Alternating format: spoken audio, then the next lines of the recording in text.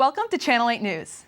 On today's show, we'll take a look at how schools in Manhattan are working to prevent bullying. And later, we'll find out what college students can do to plan their study hours on campus. But first, let's take a look outside with our weatherwoman, Lindsay Ford. Lindsay, how's it looking out there? Good afternoon, Manhattan, Kansas. As you can see, it is easy breezy and beautiful out here. The birds are chirping and the wind is blowing. Up next, I will have your 5-day forecast. This is Channel 8 News, KKSU LP. From Manhattan and Riley County. From Kansas State University, this is Channel 8 News. Welcome to Channel 8 News. I'm Caitlin Heyer. And I'm Avery Osen. Kids going to school in the USD 383 may have heard more from their teachers recently about bullying and what they can do to stop it. Channel 8's Michaela Gentine says this is because October is Anti-Bullying Awareness Month in public schools. Playgrounds like this one in Manhattan City Park appear to be pretty safe. It's well lit and right across the street from City Hall. The children who play here may not be concerned, however, with the surrounding construction or strangers. They may be more concerned with the surrounding bullies. That's why Manhattan Ogden USD 383 is spreading the word about Anti-Bullying Month with the help of NEA Representative Yusha Reddy. Well, especially in our school district, we're constantly emphasizing how to prevent bullying and what to do if you are bullied.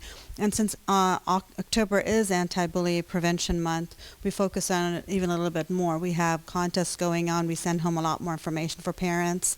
We try to make them be a little bit more involved. So how could parents get more involved? Reddy believes it starts in the home. You have to lead by example. We often, as adults, forget that kids are always watching us. And we say sometimes one thing and do something else. For example, even as we're driving, we might be yelling at a driver who's not, feel like we don't like what they're doing. So we yell at them. So kids, that almost gives permission for the child to do the same thing. Tips and resources for parents of kids in the district can go to usd383.org. For Channel 8 News, I'm Michaela Gentine. Thank you, Michaela. Caitlin, thankfully teachers and faculty in the district are taking bullying so seriously. Speaking of school, every time I go to the library, I feel like I'm playing musical chairs. With all these tests coming up, I can almost never find a spot to sit. Yeah, that's a problem, Caitlin. I caught up with a librarian at Hale Library to find out how to hopefully solve that problem and beat the midterm library rush. Web browsers and textbooks can be found all across Hale Library during this time of year. With midterms in full swing, it has been increasingly hard for students to find a workplace at the library. It seems like whenever I come to the library, I can't ever find a computer because it seems like literally every computer is being taken up by somebody. So it's kind of hard for me to print off stuff or do work on the computer like I need to do when I come to the library. Librarian Sarah Kern said the library gets very busy when many students have exams. We've seen over the past couple of weeks with everybody studying for midterms that we've gotten very popular. A lot of people staking out tables or putting together study groups and so forth. So there are a lot more people in here. But there are also many tips that Kearns has for students to miss the crowds. One of the big things is to scope out the library. A lot of people think second floor is the main place where you're going to come and study, but really there's a lot of study space on first floor, and fourth floor is another really good study space. Although Hale is often congested, there are other study areas on campus where students can go.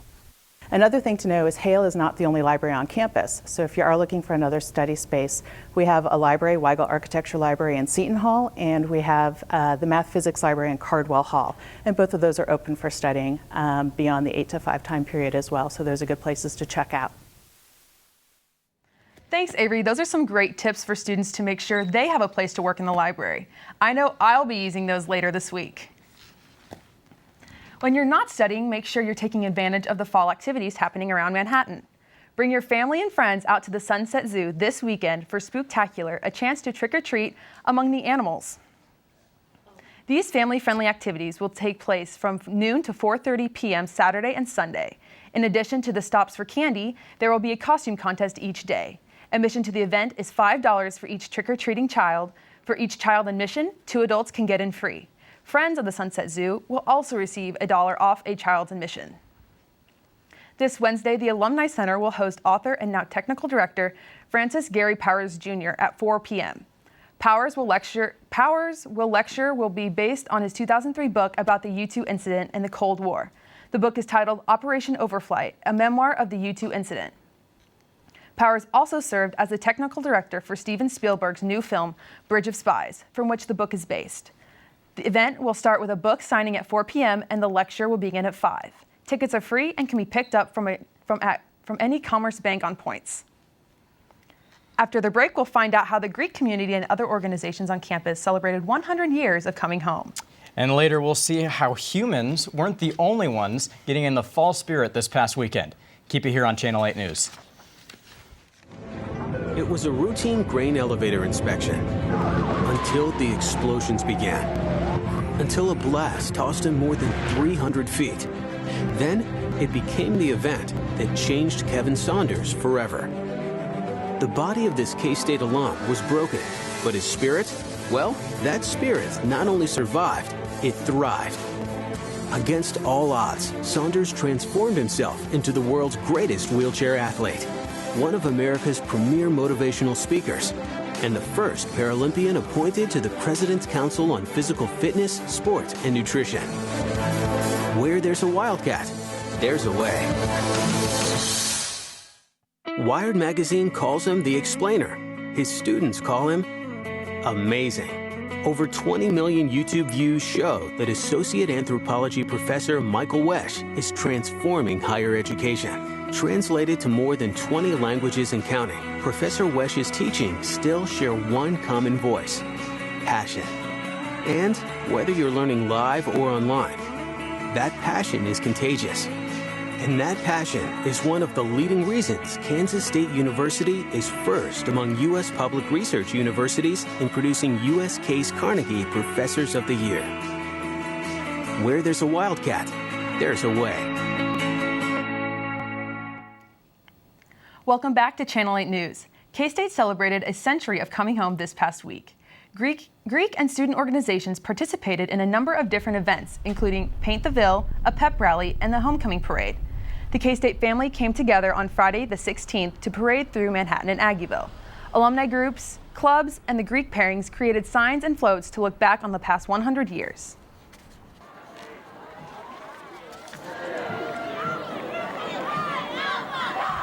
The pep rally included visits from Coach Snyder, members of the homecoming committee, and the current student ambassadors, and Amy Button-Renz, the Alumni Association president. Coach Snyder spoke to students and thanked them for the continued support of the football program. Carroll, who's now Tyler Lockett's coach with the Seattle Seahawks.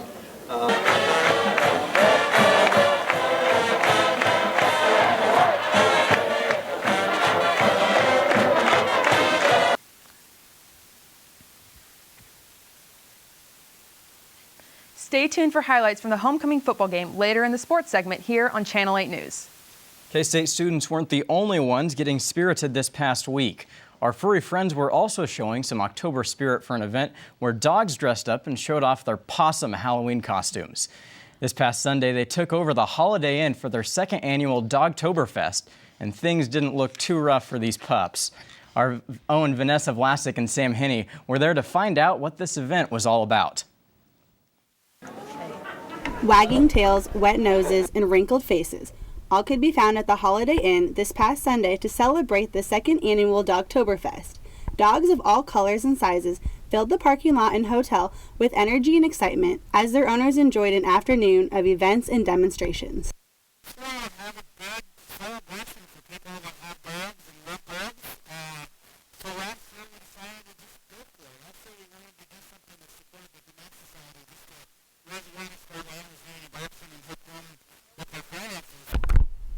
From agility training, beer gardens, to bounce houses, there was a little of something for everybody. Following an agility demonstration, pet owners gave it a try with their own keen canines. Man's best friend could enjoy a dog beer alongside of their owners, while the kids had fun jumping in the inflatable castle or getting their faces painted.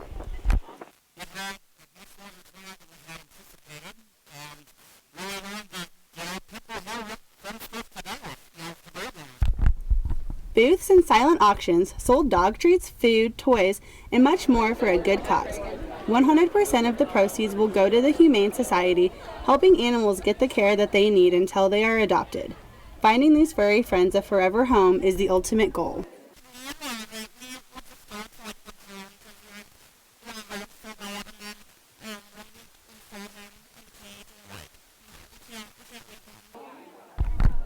To close out the afternoon, owners parade their decked-out dogs around the room in the annual costume contest.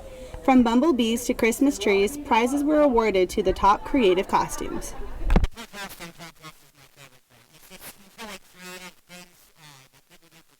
From Manhattan, Vanessa Vlasic, Channel 8 News.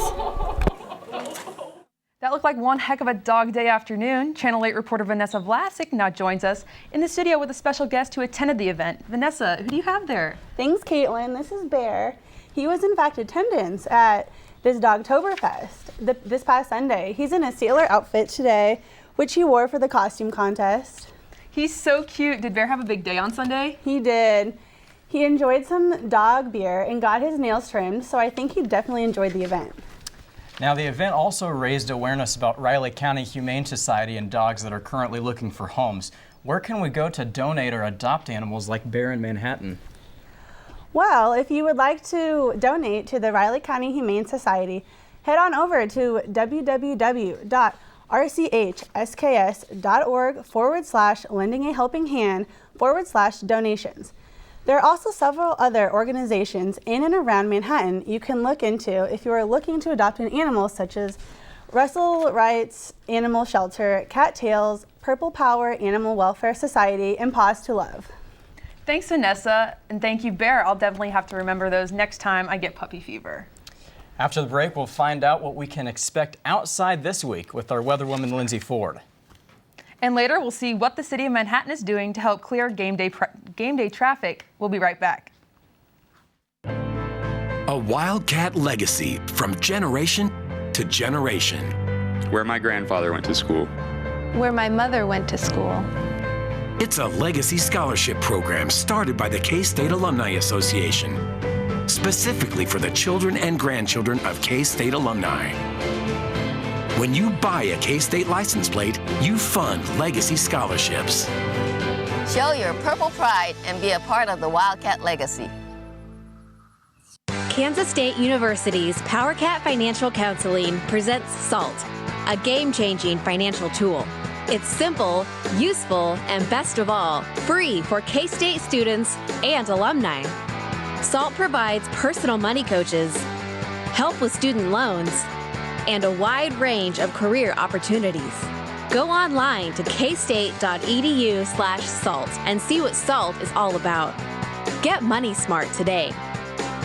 K-State Student Radio brings every game to K-State fans on the Wildcat 91.9.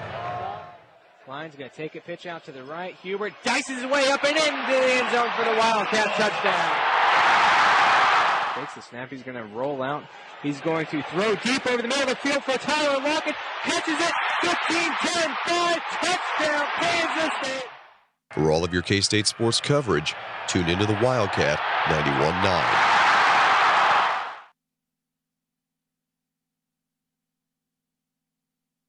That's right. Weatherwoman Lindsay Ford now joins us. Lindsay, are these nice temperatures going to stick around for a while?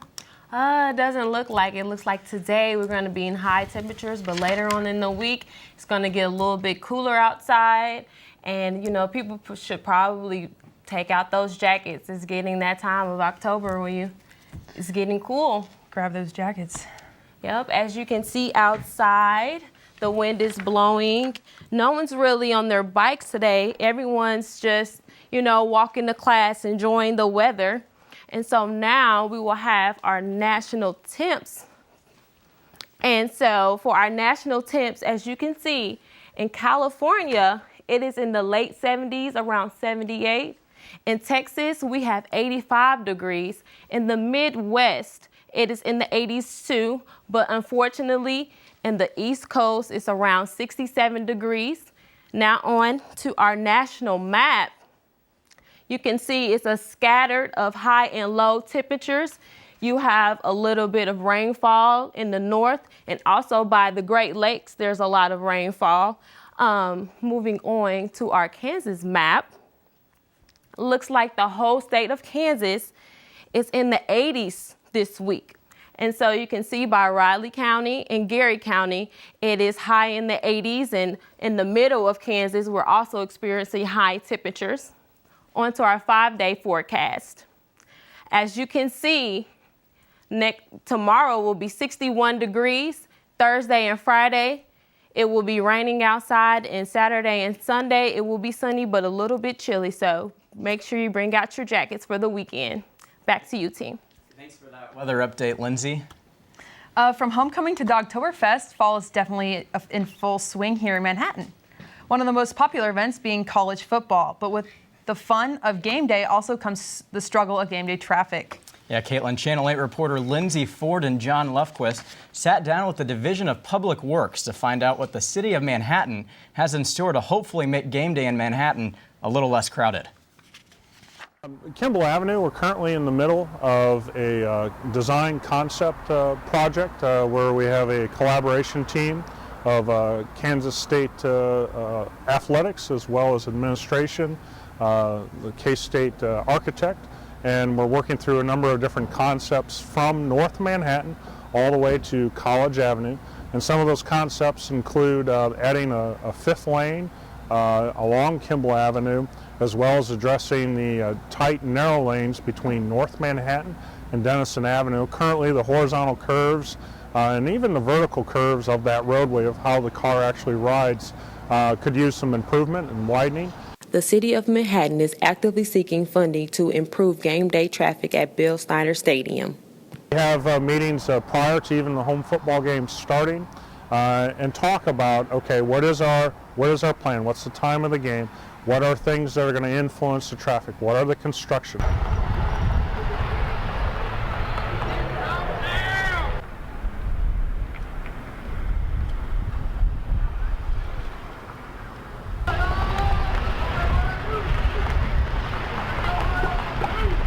Riley County Police Department has also opened up a traffic control center next to the stadium to help regulate game day traffic.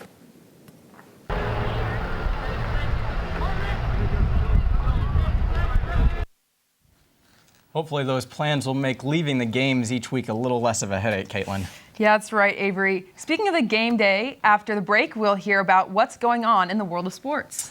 And we'll also see how one local fitness expert was nationally recognized. Stay with us. Powerful ideas are sparked by a natural curiosity. It could begin with a single seed or a brilliant ray of light. At Kansas State University, it begins with research that advances the world, where science and creativity meet. At Kansas State University, powerful ideas begin with you. K-State Student Radio brings every game to K-State fans on the Wildcat 91.9. Line's going to take a pitch out to the right. Hubert dices his way up and into the end zone for the Wildcat touchdown. Takes the snap. He's going to roll out. He's going to throw deep over the middle of the field for Tyler Lockett. Catches it. 15-10, 5, touchdown, Kansas State. For all of your K-State sports coverage, tune into the Wildcat 91.9. What makes undergraduates stay in school, thrive, and graduate? K-State professor Greg Eislein knows. Classes that create a learning community. Professors who stir curiosity. Involve students in their own education. Motivate them to look at things in new and surprising ways. That's why he's Carnegie Case Kansas Professor of the Year. That's the Wildcat way. Welcome back to Channel 8 News. We are joined by sports reporter Nicholas Patterson. Nicholas, something seems different about you. Have you been working out? Yes, I have, Avery. Thanks for noticing. I've recently gotten into CrossFit. Really, Nick? It's definitely been working. That's because my coach puts together a rigorous training program for me. In fact, he recently obtained his next level of certification. I traded out my loafers for my tennis shoes for the story. From lunges to filthy 50s to push-ups, CrossFit became a way of life for Brian Heinrich, CrossFit coach at K-State. Through countless hours of training, Heinrich received level 4 as a certified coach, the highest level a CrossFit coach can obtain. He joins a select group of only 86 people worldwide who've obtained this level. I put in, I think I estimated somewhere around 7,000 to probably 8,000 hours of coaching getting here. It's pretty neat. I enjoy being a part of that group. Heinrich sees his primary coaching mission as bringing people back to normal mobility. CrossFit focuses on working out muscles used for everyday activities, along with athletic competition. Brian says he enjoys improving the lives of his trainees, like Manhattan resident Debbie Flynn. Brian is a great coach. He's so laid back. He's so mellow, but he really pushes us really hard. He's, kind of teaches us tough love. K-State CrossFit has been doing research with the Army at Fort Leavenworth. And if you'd like to get involved with K-State CrossFit, come to the gym in room 4 at Ahern. It might be exactly what you're looking for. Well, I better be getting back to work and getting back in shape. This has been Nicholas Patterson, Channel 8 News. Shape like me, CrossFit could be a great way to get back on track. Talking about getting back on track, K-State football looked to get back to their winning ways. We all after 2 straight losses. Unfortunately, the Boomer Sooners from Oklahoma lived up to their name as they laid down the boom in Manhattan. The Cats are licking the wounds after suffering a 55-0 loss. They hadn't been shut out since 1996. That's 234 consecutive games where the Cats have scored at least once.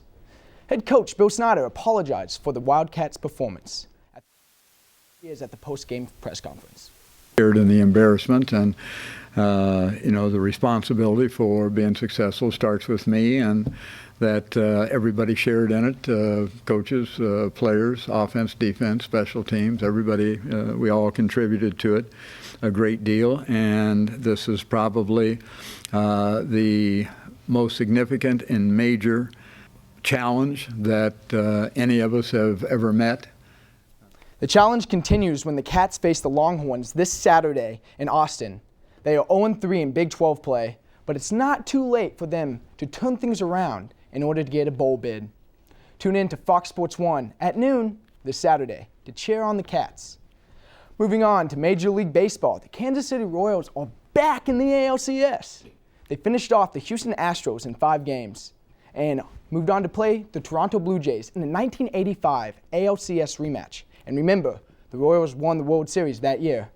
After winning games 1 and 2, the Royals searched for a 3-game lead in Toronto. And just like DJ Khaled, all the Royals do is win, no matter what. Last night, it seemed the Royals could be bound for another comeback victory. The Blue Jays bats said otherwise. The Royals were down 3-2 in the bottom of the 3rd. Johnny Cueto, he was Jekyll in his last outing, Dr. Hyde in this one. That's a bomb by Troy Tulowitzki. Toronto goes up 6-3. That's a 6-run 3rd inning. History has taught us Royals fans to never count this team out. Ayo Cosmo knocks in a run with a single. He continues to stay hot.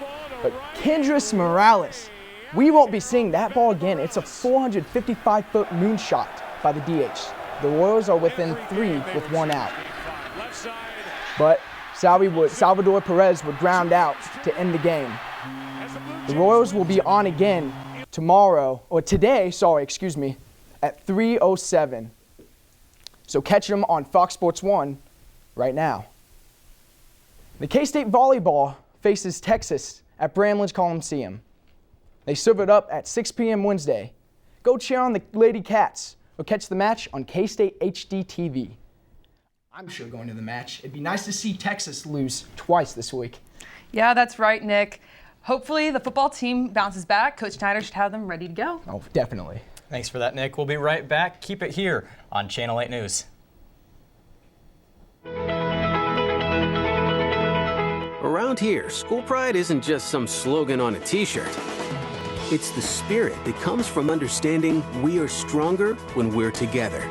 That's the essence of K-State Proud, a nationally recognized student-led fundraising campaign In just 6 years, K-State Proud has helped raise more than $500,000 to help students who need it most and appreciate it best. Think of it as Philanthropy 101. K-State Proud. It's just one more way the Kansas State family treats one another, well, like family. Where there's a Wildcat, there's a way. Class, study. Class, eat. Play, play, play. Study. Class, chill. Class, eat, study, play, study. Sometimes it seems there just aren't enough hours in the day at our 3 campuses, so you have to make every minute count, especially those precious first few. That's why Kansas State alum Herbert Diamond invented the snooze alarm, a dorm room fixture. Because even when you can't wait to get started, sometimes it's nice to wait to get started.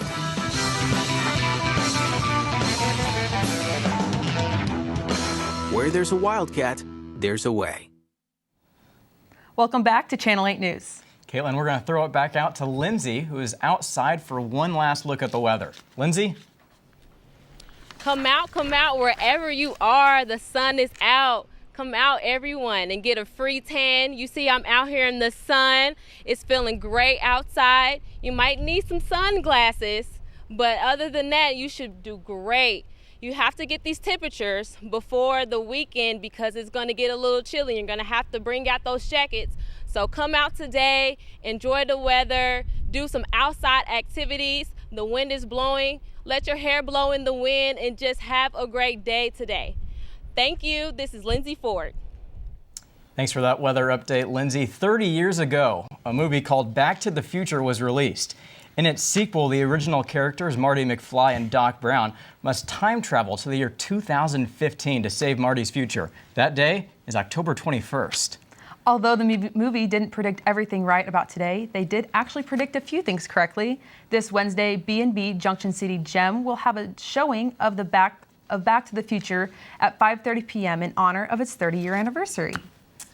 We leave you with a quick clip from the movie. Thanks for watching Channel 8 News. We'll see you next week for the latest news from Manhattan and Fort Riley. Thanks for watching.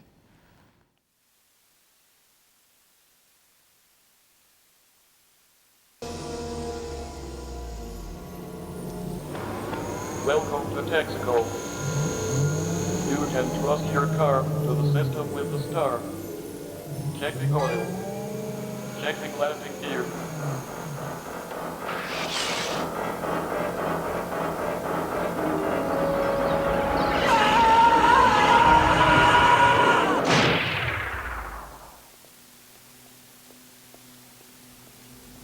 Sure.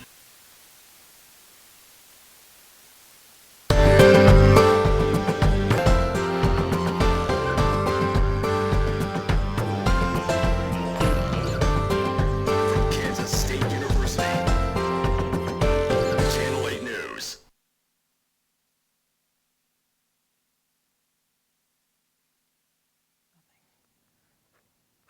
My name on this paper.